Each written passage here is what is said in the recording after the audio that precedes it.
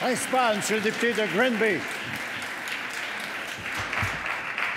Monsieur le Président, lors de la dernière campagne électorale, le PQ promettait un gros camion avec beaucoup de redevances dans sa benne.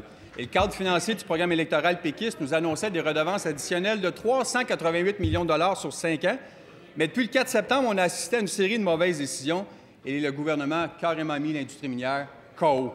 Les redevances ont atteint 358 millions de dollars en 2011 et hier, le ministre des Finances nous apprenait dans sa mise à jour que le montant allait atteindre un famélique 90 millions de dollars. En langage boursier, ça, c'est un crash.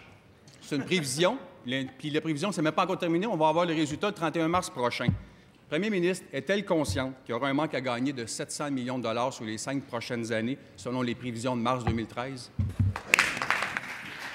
Monsieur le ministre des Finances. Monsieur le Président, je constate que le député de Granby ne se promène plus avec son petit camion Tonka. C'est bien. Alors, à la page C.35, Monsieur le Président, l'explication de ce qui s'est passé à nos redevances est très explicite et très claire. Les prix dans le secteur minier ont diminué de façon fort importante ces dernières années. On parle d'une baisse de 27 % et là, je voudrais être très clair, parce que puis je pense qu'il va comprendre ça. La quantité de minerais, la quantité de métaux extraits au Québec est la même.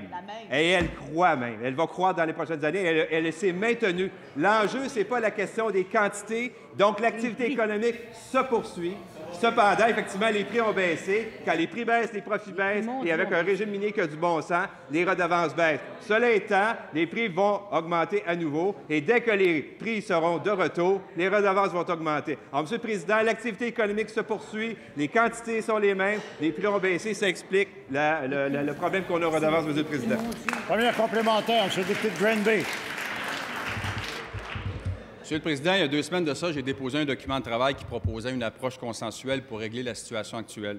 L'industrie, les municipalités, les groupes environnementaux et les citoyens demandent que les élus fassent preuve de leadership et modernisent le cadre législatif actuel. On a compris cette semaine que le député de Rivière-du-Loup a joué au rigolo en faisant un beau Philippe Flop et en étant en contradiction avec son chef. Mais maintenant, qu'entend faire le gouvernement pour enfin ramener la confiance perdue dans le secteur minier? Monsieur le ministre des Finances.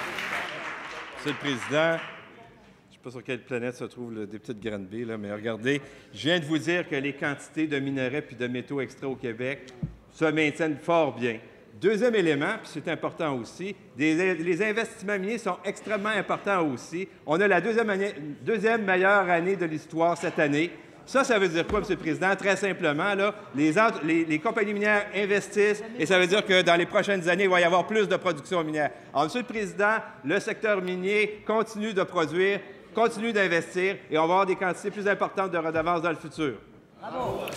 Deuxième complémentaire, Monsieur le député de Granby. Monsieur le Président, 99 millions de dollars, on nous ramène en 2006-2007.